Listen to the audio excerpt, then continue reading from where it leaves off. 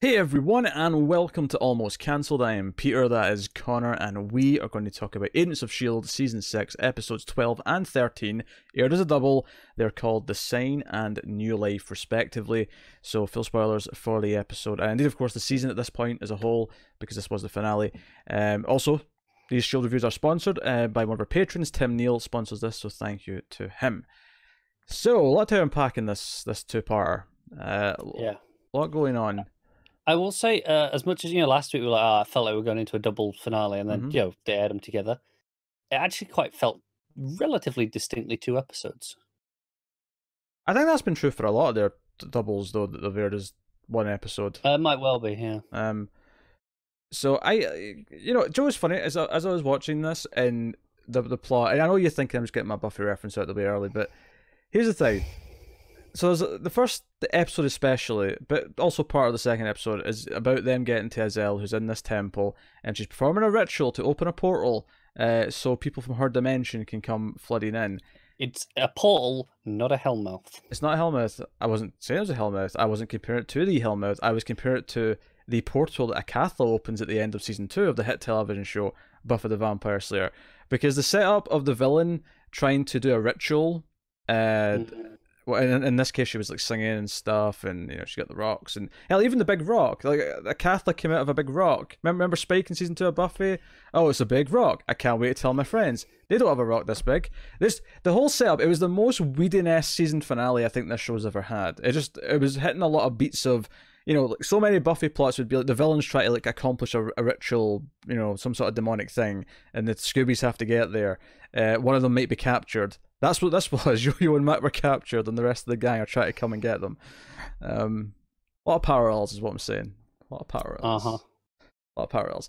So, yeah, so the Wacky Yo-Yo there, Flint's there, who's not real Flint, but is at the same time. It's kind of both. It's what we said. Real enough. Real enough that he'll stick around. Well, yeah, I mean, the monolith that creates things does genuinely create them, so he is real in the sense that he is a duplicate of Flint and has Flint's memories, but he's also not the exact Flint that they didn't know existed. Yeah, he's not Flint Prime. Yeah, he's not Flint Prime. So, that's worth mentioning, but s.h.i.e.L.D. just goes inside him, and as soon as she realizes what he can do with his powers, goes inside him and reforms all the monoliths, and it's like, oh dear, here we go, apocalypse nowish, basically. So we have the first half, and I always feel frustrated talking about two episodes together like this, because I always feel like the first half gets shafted because we're so caught up in the big moments at the end. Luckily, the first half of this has a big thing at the end as well, which really defines where the first one ends. It really does, yeah. Because so much of the first one is sort of the sneaking in, because you got Skye with Sarge and May together, and they're sneaking into the island where the temple is, and they're sneaking around. There's some of the Shrike zombies are going around, and it's kind of some general debating with May and Skye about how much of him is actually Coulson. Is he coming out? There's a moment where they fight some zombies, and he cracks a Coulson joke. He has a little Coulson joke where he's like, "Oh, is that overkill? Was that overkill? Yeah. To him, it felt like overkill." Yeah, it's like it was a Coulson line, and they just sort of look at each other like, "Whoa, that's a Coulson moment." Yeah. And to their credit, like I think we expected him to somehow stick around at the end of this, being part Coulson, and they don't go that route at all. Like, at the end of the episode, the Sarge is done. He's gone. Sarge is done. Yes. Yes. We have a reason to have Gregg sticking around next season, but more on that when we get to the end of the two parts.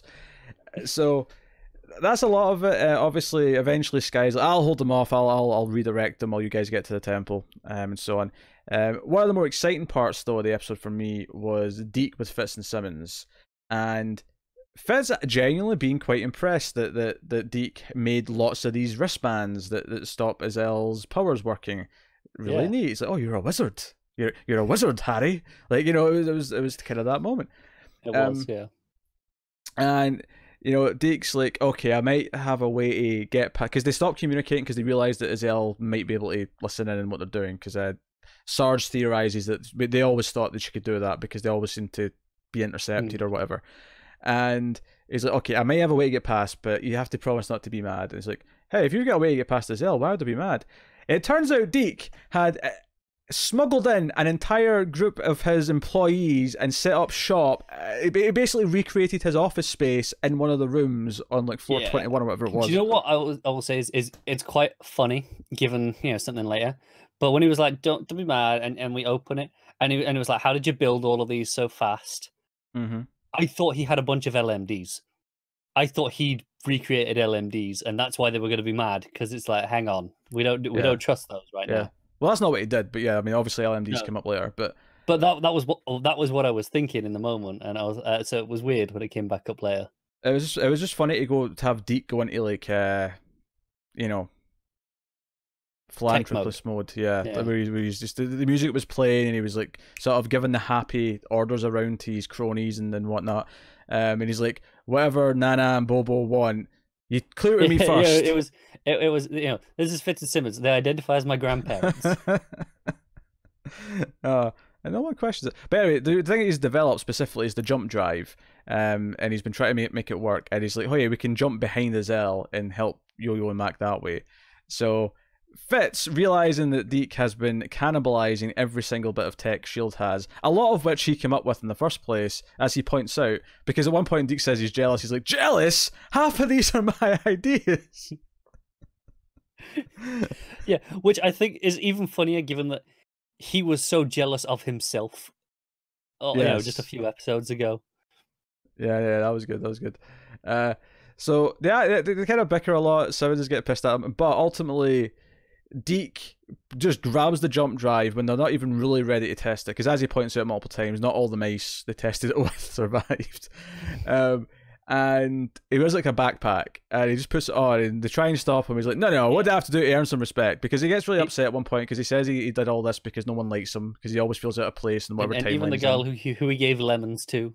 Yeah. Yes, which of course is Sky. Which, by the way, there was a portrait behind him on the wall of lemons. I thought that was glorious. Yeah. Yes, worth pointing out. Honestly, I didn't notice it until after he, vanished.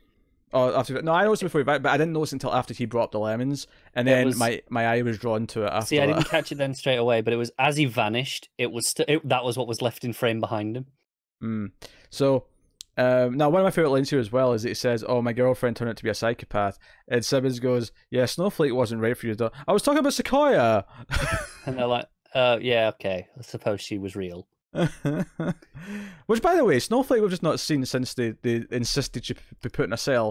They locked her up, right? They locked her up. She's still there. Theoretically, she's still there, just sort of hanging around, yeah. So we could see her next season if they remember she exists. Yeah, given where this ends, I'm not sure. Yeah, it's the sort of thing, they might not have bothered killing her because she was in a cell, or maybe she actually fights her way out because she's that crazy. She's able to get out. Or she was an easy kill because she was in a cell.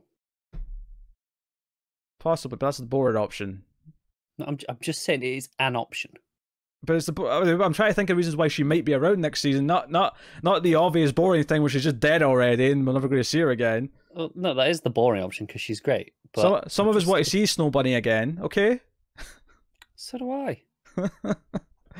Right, so Deke teleports, gets into the temple, and slaps his bracelet on Yo-Yo and Mac. He gives his, and I actually thought this was going to be more of a plot point, because he gives his to Flint. Once he sees Flint and he's like freaking out because it's Flint, he gives Flint his bracelet. Because he only thought it was coming for Yo-Yo and Mac. So he didn't bring enough for another person. And he's like, I have probably wearable tech anyway. I don't care. And I thought that was going to be a big plot point later, that he wasn't protected from it, but it never actually came up. It wasn't. Yeah.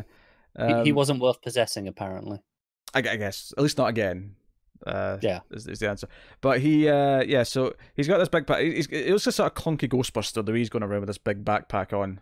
Yeah, pretty much. But they're getting out, and he's like, you know what? I'm going to help and redirect the zombies. I'll distract them. I've got a back door, strapped to my back. I can. And obviously it doesn't work. Fitz eventually tells him, it's like, hey, it takes like at least 30 minutes to recharge. He's like, why didn't you tell me? You just teleported away. No, my favorite part of that though is that when you hear him say teleported, it cuts back to Deke, and you hear it coming through the radio, just him shouting like, because you teleported. Yeah, it's great. I love getting to shout Fitz lines because I don't have to put on a voice for it. I can just. Like you put on a voice for all the others. I do for some characters, here or there. Every so often. So Deke's running around the temple, running into zombies. He does at one point manage to see some of the ceremony happening with s.h.i.e.l.d. and plants a camera so that the others back at the lighthouse have visuals. Yeah, so that's a little plot beat there.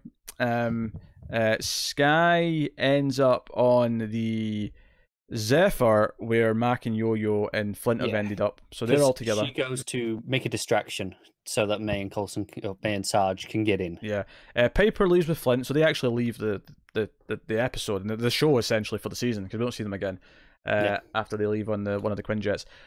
But Deke ends up at the other Quinjet that was the one that Mac and Yo-Yo originally had with s.h.i.e.l.d., where they landed separately. So he's on a little Quinjet on his own. He wants rescued, but Mac and Yo-Yo and that have to talk him through flying it and fixing it up so that he can bring it to them, and then they can hopefully get out of Dodge. It doesn't work straight away because he has a bit of a zombie problem. It does. Actually, this reminds me, when he's running around in the temple, there's a fantastic joke here where he says, I just got an idea to do a video game with zombies in it. I'm sure that's never been done before. And I love that Fitz and Simmons are just giving each other this look like... But obviously, as a fan of Resident Evil, he basically describes Resident Evil. He's like, oh, there'll be zombie dogs and there'll be someone with a chainsaw.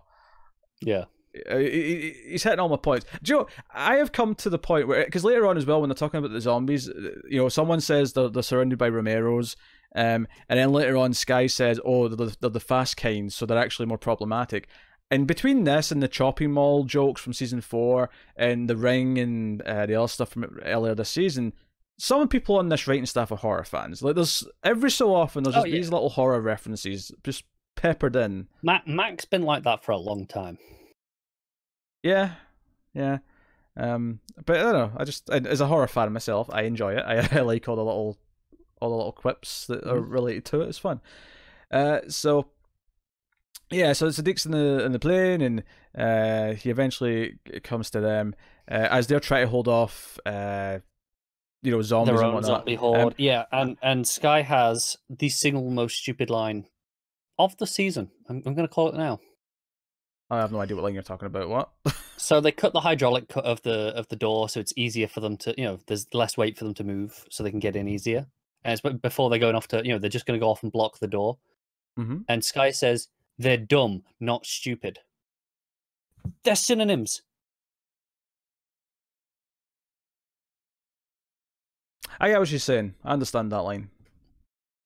What? No. You're just. This is you for once, just trying to argue. No. I get what she's saying. There's context here. I think you're overlooking the context because you want to complain about it. What she's saying is that they're like animals, but they're not stupid animals. It's like in Aliens, right? Where they cut the power, but Paxton's like, cut the power. How could they cut the power? So she's saying they're dumb, as in they're not intelligent beings, but they're smart enough that they're not. They're being tacticians. They're doing certain things. There's a better way of phrasing this. I'm not saying there isn't a better way of phrasing it, but I understand what she's saying. I understand the sentence. Sure, I thought it was a terrible line of dialogue because the synonyms. No one even gave her a second glance. Also, I think you're being harsher because I think the point is that they're essentially the same word. It's supposed to be, I don't know, quirky, I guess. I don't think it was. I think she was being deadly serious in that moment. You can give quirky dialogue when you're being deadly serious. Sure, but I don't think it was meant to be a quirky dialogue thing. I think it was just a weird miswrite. Fair, maybe it is, but I don't know. Like it made enough sense to me that I wasn't sitting. This is one of your things where you just get ticked off, and you're just like, Oh, I literally paused it and rewound. I was like, did I hear that right? Because that was a stupid line. Double checked. I was like, yep, okay, gonna remember to bring that up. I understood it and never thought about it again. I mean, it's just a bad line, and what are we here for if not to critique? Critique proper things, not stupid things. It's a proper thing. Anyway, I did like the follow up where, like, Yo-Yo's like, "Oh, give me a hand with this," and Dave's like, "What are you doing? That's heavy. We can't move that." And she just rips it out. Yeah, well, she got her bionic hands. Yeah, it's to help. So no, and I will say that the one thing that's fuzzy between what parts which episode is the stuff that's away from the temple. Because I think the part where Yo-Yo goes into bullet time to shoot because this is one thing we should mention is that their guns have got bullets made out of the blades. Yeah, they melt them all down and made bullets. So they've got guns that work on the Shrike now. Sarge has a bit of a gun-related comment. Yeah, he's like, this is actually a really good idea, but I've never been on a planet that's obsessed with guns or something like that. But no, it's a neat moment where she uses her super speed to just like fire 3 rounds off really quickly to stop the Shrike that are breaking in. Coming through the doors, yeah. It's a neat little moment, and it makes some sense that she's doing that. And I love how because she's never really done this before, and Sky's like, I didn't know you could do that. And she's like, hey, I don't have to run fast to slow down. Yeah, I don't have to move to make things go slow. Yeah. So that was neat. We should just see more of that next season, actually. I think that's a really fun little mechanic they can play with. Yeah, it was like ultra Matrixy kind of fun stuff. So, of course, there's a moment where you think Yo-Yo... I mean, I'm not saying I thought this because I'm like, nah, we're going to find a way out of it, even though so far it's been impossible. But, they're tempting our expectations here with Yo-Yo getting infected with a Shrike, get in her mouth. Yeah. I will say I do have a little bit of a problem with this. Just, because after it happens, they're like, oh, we'll find a way. And they're like, maybe if we just kill s.h.i.e.l.d., they'll all just, drop dead. They'll just, fall without the command. And it felt like it shouldn't be just that easy after they just kind of throw that out like that. Funnily enough, I never actually caught that line. I must have been distracted for a second. Because for me, it just, when it happened at the end, it just happened. And I was like, oh yeah, okay, that makes enough sense. I think if they hadn't mentioned that line, it would have been fine. But it was because they said that right after she was infected that it felt like really clunky foreshadowing because of it. Sure, okay, I'll give you that. No, but I like, because what I think I like about the S.h.i.e.L.D. finales is that they really tempted us this episode with teasing several main characters could die. So you kind of get this feeling that, okay, obviously they're not all going to die, but you're teasing me with so many that I'm convinced one of them's going to. One of them's going to die. And this show is not afraid to kill people. No. And funny enough, none of them actually do die, even though some get mighty close. Technically one does, kind of. Kind of, but we have enough tech to bring them back, so it's fine. Yeah, but they are dead. Technically. Well, I'll say, if they'd been left in this dimension, yeah, they would be, but because there's some murkiness with them going to this other dimension where death doesn't matter as much, which kind of healed her in a weird way, I think there's enough murkiness to make me just go with it. It's, fine. Sure. So, and also I don't want me to be dead, so it's fine. Yeah. So we're in dire straits here. I do kind of like how Mac and Sky really start shouting at each other over whether or not it was a good idea to bring Sarge, because Mac's not seen what they've seen last episode with Sarge and is very skeptical that he's trustworthy. He's like, this is a terrible idea. And I actually really like that it really plays with our kind of read on things, because obviously the episode ends when Sarge gets to the temple and May's trying to convince him to sort of believe in the Coulson side of himself, and I always kind of a nice emotional speech talking about taking her out of the cubicle, because that's where she was kind of hiding essentially back when the show started, or just before the show started.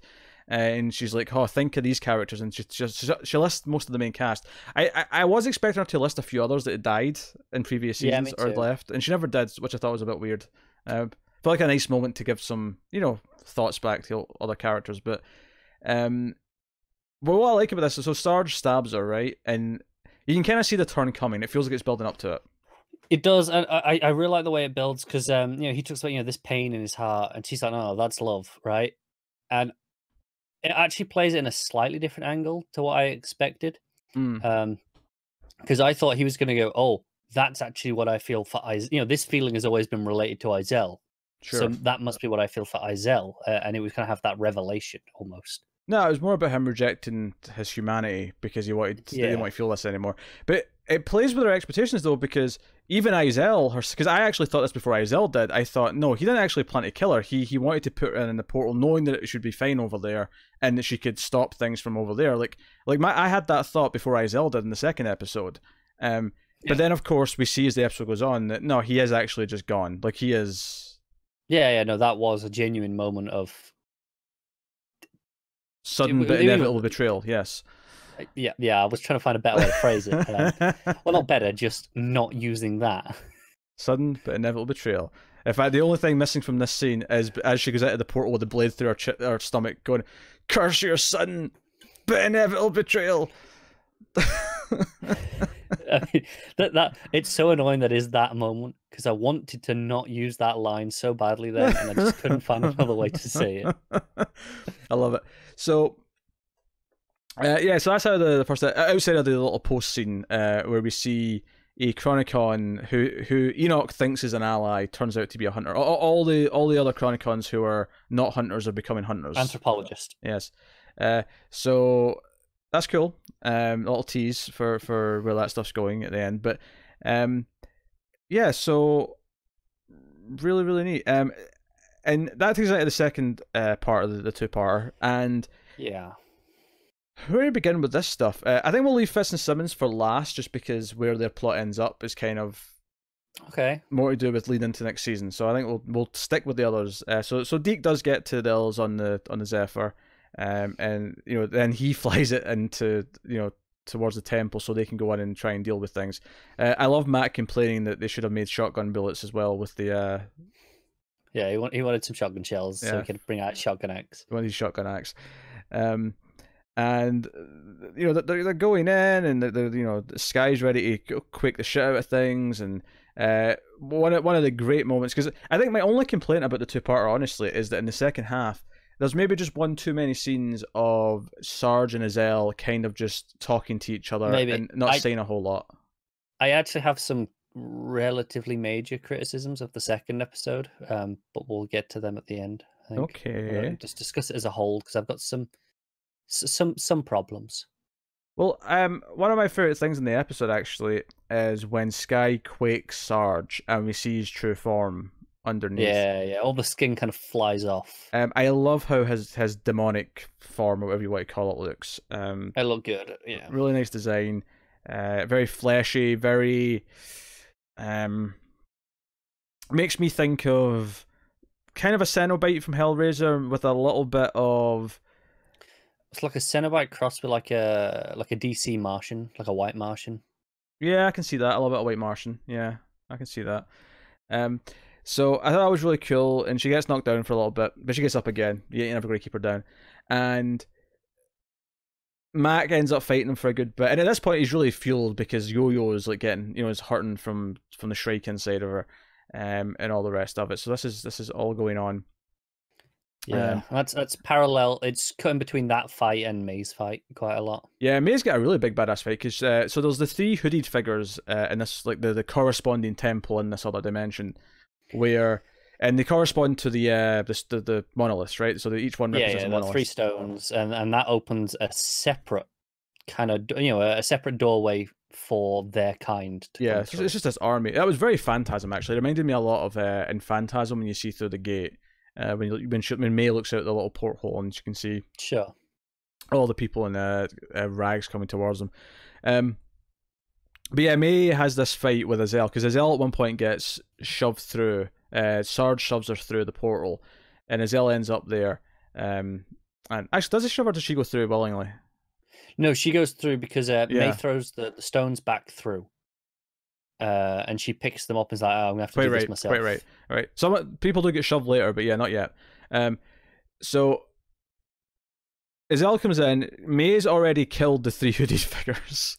She just pops out above the stairway, just with the sword. Yeah, and notably she says they turn to dust. Just going to put that out there. Uh-huh. What other Whedon show has villains turn to dust upon death? I don't think it exists. The hit television show Buffy the Vampire Slayer. 2 episodes, 2 references. So stretching.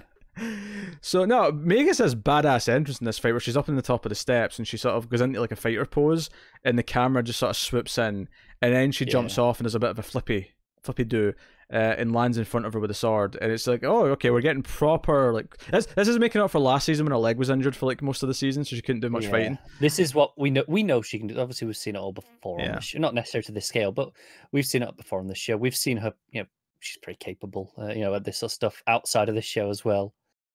But this looked great. Yeah. Actually, one thing we didn't mention, just a small moment in the first episode that I really liked, was when S.h.i.e.L.D. first comes back in after they've got the bracelets, and she tries to go into Yo-Yo, and it doesn't work, and she just kind of bumps into Bounces her, off her, and Yo-Yo just gets a smirk in her face. I like that moment. That was a good moment. That was good. So what's interesting to me about the whole Sarge thing is that there was no redeeming him, because, you know, and like they tease again that May might be dead because she's in our world now, like, because she's back on the real world. Her injuries will become her again. She'll come her again, and she'll die. And she's like lying there with Skye. And earlier on, she talked to Skye about like hopefully they can send the demonic part of whatever Sarge is back through the portal, but the Coulson part will stay in some capacity. Yeah. So even though it's not really Coulson, it'll be like a version of him that we'll still get to keep around. Yeah, because obviously after May comes back, she throws the sword to Mac, and you know he takes out Sarge. Yeah. Right in half as well. You know, he's sort of. You know, music's blaring. Good. You know, Bear McCreary's doing his thing. Something on the music that I really loved when s.h.i.e.L.'s singing her song. I realized just how much that motif has been woven into the score this season. It's actually been there a lot. So I really appreciate that. And May, you know, sort of on her deathbed is like, you know, was there anything left behind? And Skye has to be like, no, sorry. You know, like really heartbreaking stuff. And you know, I thought these episodes were really effective and really pulling at my strings. I would say what would have been, you know, last words were quite predictable, but worked really well, because you know she's like, oh, you know, I would have liked to see him again, and then it was like, okay, I guess I'm going to go and see him, you know, soon. Yeah, but I think what works about these two episodes for me quite well is, even though like they tease so many characters, you know, Deke at one point's in peril, May's obviously in a great amount of peril because she actually literally dies at one point. Fitz and Simmons are in peril. Like so many characters are in peril, and Yo-Yo, of course, it looks like she's gone her because of the Shrike. Like I care so much about these characters that I'm so invested in, like hoping that they all make it through. And I had this feeling of dread because I was convinced that one of them was going to go. Like no, I think it was because this show has built up a reputation that it's willing to kill people, so you believe the threat more. Yeah, absolutely. Especially in a finale. I think. Not that every single time's been in a finale, but I think in a finale especially, you believe. In a finale going into the final season. Yeah. It felt like fair game. Yeah, I felt like I mean maybe May goes out and like both the parents of the team are gone for the final season. Yeah, like I don't think there was anyone that was necessarily safe. I mean, you know, there was some that weren't in as much danger as others, so they were less likely. Don't get me wrong, but I don't think there was anyone where there's no way they can do the final season without this person. I think Skye maybe is the only one that I don't even know about that. I felt like they could. I think they could. I mean, they could, but I don't think they ever would have. Whereas I could see them doing the final season without Mac. I could see them doing it without Yo-Yo. I could see them doing it without Deke for sure. Fitzsimmons is a bit of a stretch because Fitzsimmons. I feel like Fitzsimmons and Skye are the three core characters that seem to kind of just be the center of the show. No, but that's why I could have felt like, okay, no, we're really going to shake things up. And, you know, in the sense that they kind of had the show's finale at the end of season 5 for many respects. So they would have felt like, okay, we can do something a bit crazier to go into the what this is now, if they'd wanted to. But yeah, so this is when other characters show up from the other plot, and this is where we should probably jump back and talk about the Fitzsimmons plot, because you know, first part they're in the lighthouse, they're helping Deke. They're mostly the people at the computer talking to the team over the comms. They're not directly in danger themselves as of yet.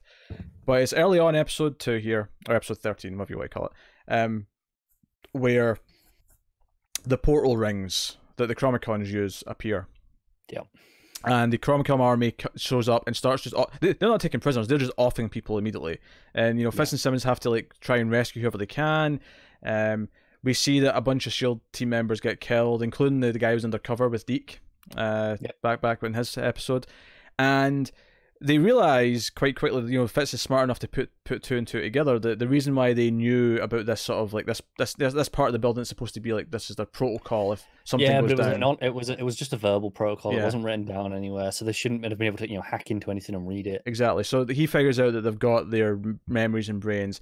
They realize that Deke's lab will be safe because that's new and that never existed before. But all of their protocols and everything they do, they know about. So they basically go on a bit of a suicide mission to sort of take out a lot of their tech so that the Chromicons can't use it, and hopefully take out a few of the Chromicons as well.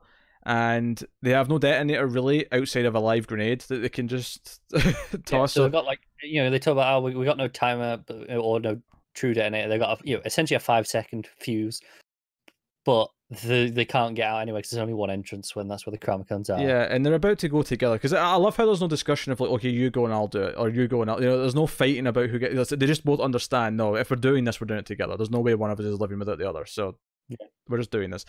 And of course, the dude who went to attack Enoch last episode is one of the soldiers that are there, and he actually blasts the other two Chronicons in the room.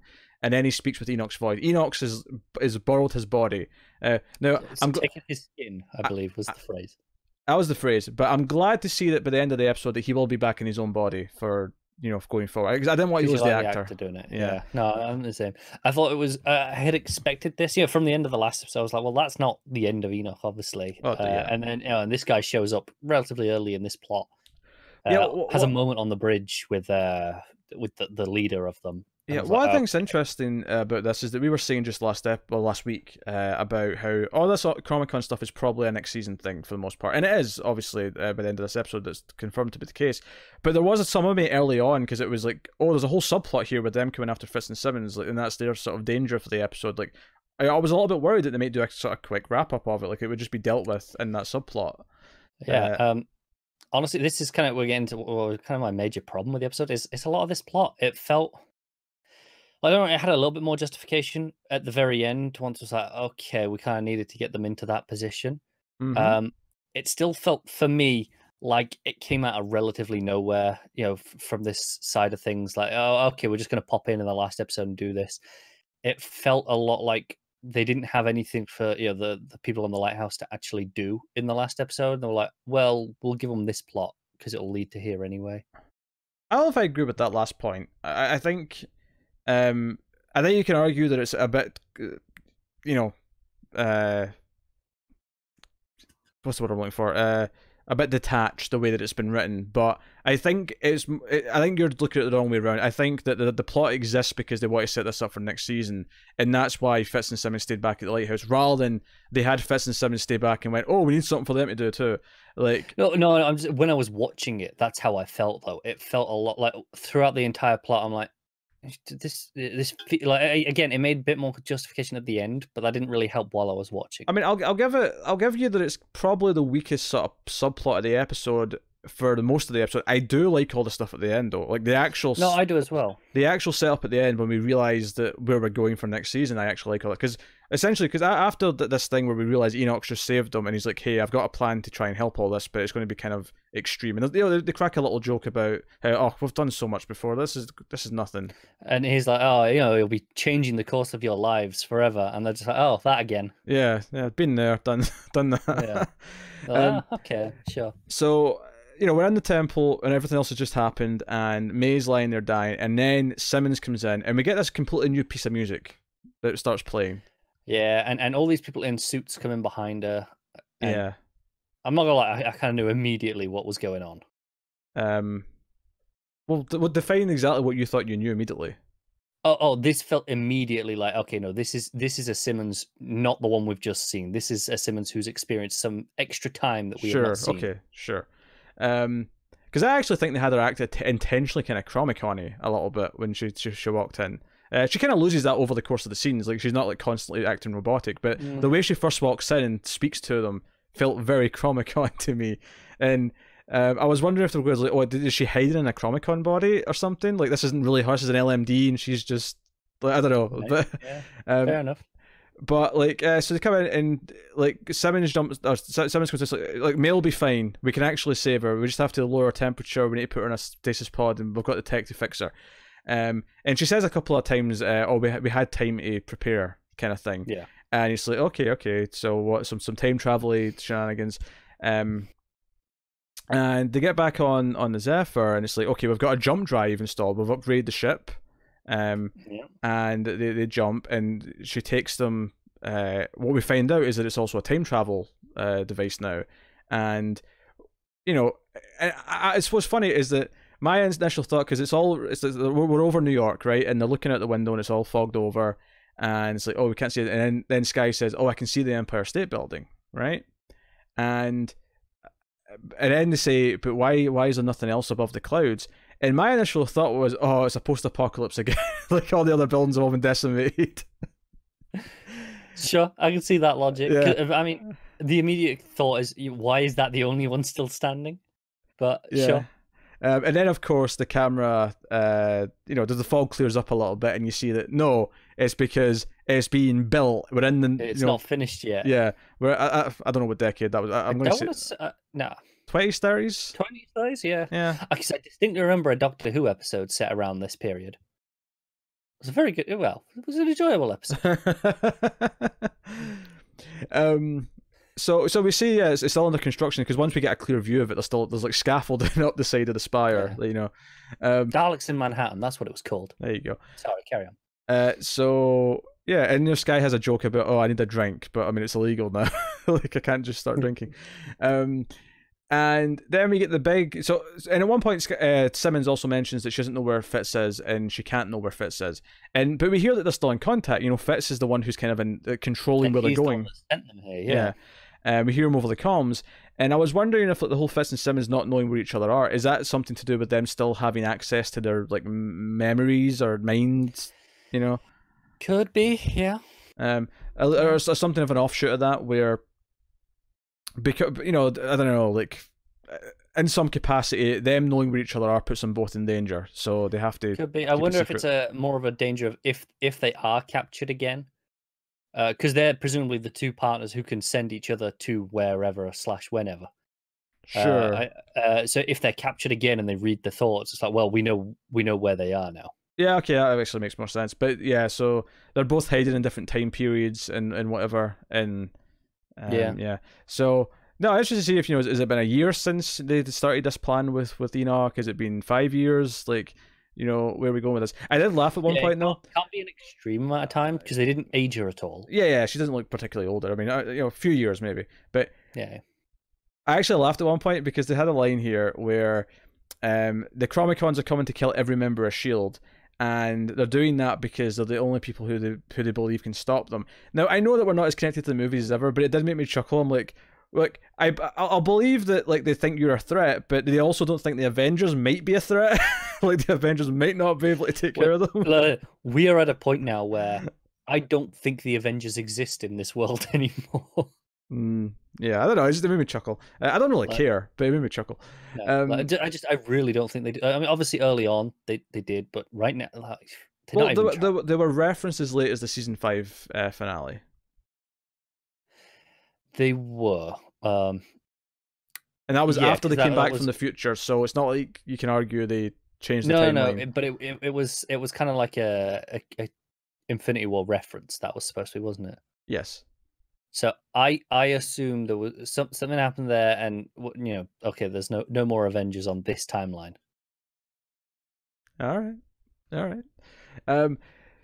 So that's neat. And we set up this, and the other reason why we're doing this is that we have to put someone in the past who can learn everything they can about S.h.i.e.L.D.'s history and everything we've ever done. Because the Chromicons have that knowledge, right? They've basically accessed everything from the past, so they have all the knowledge that they can possibly use to defeat them.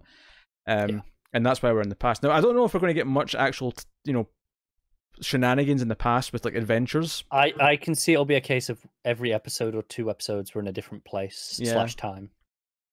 But the person they're going to have learn all this and sort of live throughout the times is an LMD, and. Makes sense, right? Hey, you got to live a long time. Yeah, they got to live from the 20s or whatever all the way up to 2019 or whatever year we're in S.h.i.e.L.D.'s present day. Give or take. So it makes sense to be an LMD, and I do wonder, I wonder if it's going to be a weird way of them fixing some continuity with this character and how he could be certain places or whatever, or I'm wondering I don't know. Sure. I can see him messing with things. It makes a point saying, okay, it's going to have all his memories. It's going to be, for all intents and purposes, it's kind of him. Yeah. So we get a Coulson LMD, and we get the tease before they wake him up, where we see the glasses and the Yeah, tie it's being. not a surprise. They're not really trying to hide it because as they're talking about it, they're very clear. You see Sky reacting and you know, and they'll be like, "Oh well, we think he'd have wanted this," or you know, whatever. And talking about his memory, and you're like, "Okay, we know where this is going." Yeah, and I like the idea that he might be able to like almost pretend to be the real Coulson whilst Coulson's alive when he gets to that time period, and like kind of like go to S.h.i.e.L.D. or like Bluff his way through. yeah, you know, and yeah, there's some ideas there. It's neat.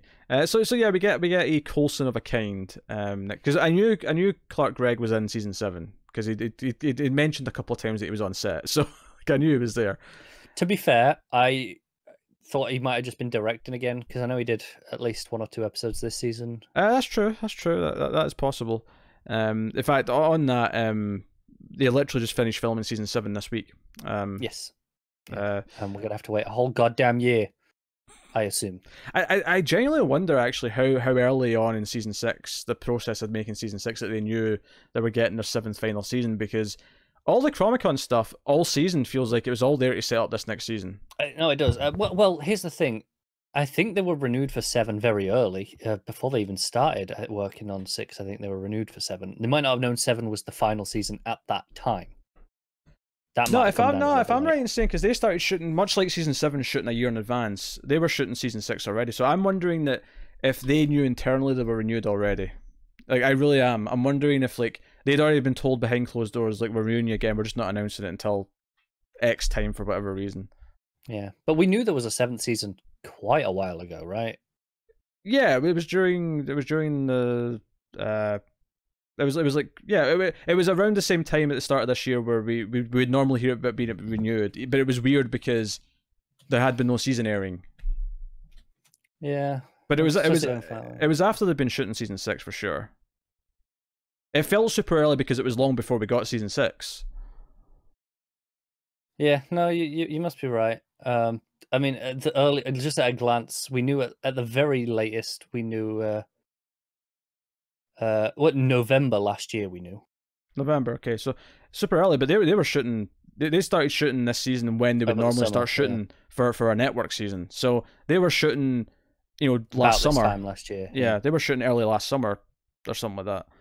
Yeah. So I do generally wonder, and obviously the episodes were written already. I do wonder, like, did they kind of know behind closed doors you're getting a 7th season? So I think they did. I don't think they necessarily knew the 7th was the last season that early, but I think they knew they were getting a 7th because season. So much of this season was, it really does feel like a two-parter almost between the 2 seasons, in the sense that so much of this was setting up this stuff with the Chronicons. Given that it's only 13 episodes, I would not be surprised if they were told, look, we're going to give you kind of 1 season, but we're going to split it into 2, one season, give or take, worth of episodes, but we're going to split it into 2. We're going to, air it that way. Yeah.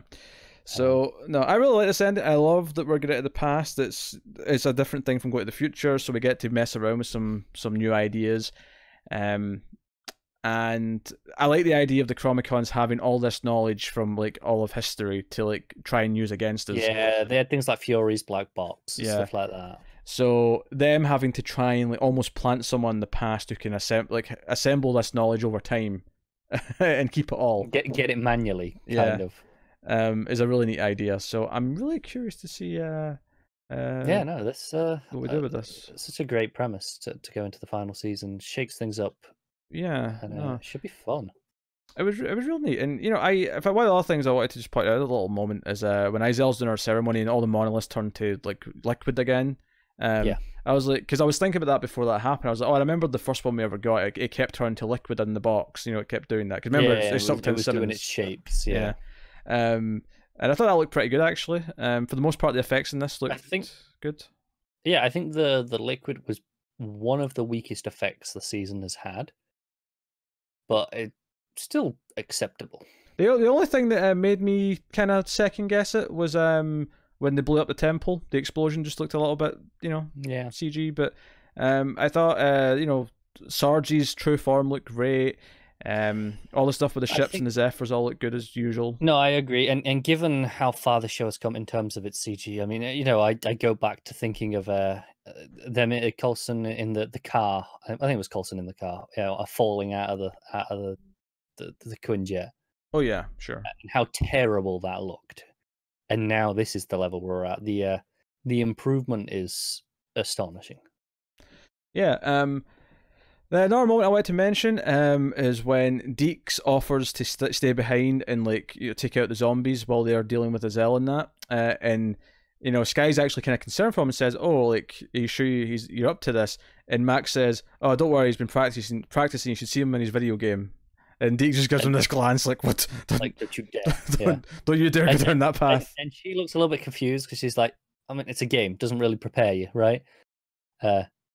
But it's Deeks' look that kills it. Yeah, really good. I'm glad Deeks going to be around. I'm glad May's alive. I'm glad everyone's alive. I like them all too much. So, and May's reaction as well to Coulson next season, LND Coulson, will be a big deal. It's going to be something, yeah. Yeah. She's going to be all Tasha Yar on that data bot, if you get my drift. Eventually. I think at first she's going to be one of those who's kind of really against it and be like, no, this betrays his memory. This isn't really him. Oh, cool. Yeah. So, is that us? Are we done with the finale? I think so. All right. Well, in that case, I guess you can let us know what you thought of the episode and the season as a whole in the comments below. You can like and subscribe, all that stuff. You can get us on the Twitters at @mailed_fuzz for channel updates. If you want to support the show and the channel and everything we do here, you can do that, of course, by rating the podcast on your podcast app of choice. But you can do it financially by going over to patreon.com/mailfuzztv, where you can support us for as little as $1 per month, and you get some bonuses, some exclusives, and other stuff. Obviously, Tim Neal sponsors this show. That's something you can do at the $10 tier. And sometimes you help keep kind of some reviews going that otherwise might not, because they're not as... The viewership or listenership for them is not as high and is worth, but if they get sponsored, it's kind of like propping them up a little bit. So you could do that and just check out everything else on offer on Patreon. But otherwise, that is us. Check out our other TV reviews. Maybe most relevant right now is The Boys, which we're reviewing from Amazon Prime. We're about halfway through that first season, and it's actually surprisingly quite good. So check out reviews of that. Otherwise, though, that is us. So thank you once again for watching or listening. We always appreciate it. Keep watching TV, guys. Have you got any vanilla?